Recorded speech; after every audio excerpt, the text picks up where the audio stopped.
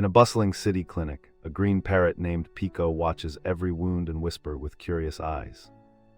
When a nervous boy arrives, Pico imitates a soothing whistle, calming the crowded room without a single spoken word. The staff realizes Pico learned a knack for quiet reassurance, guiding anxious pets toward gentle handling and trust.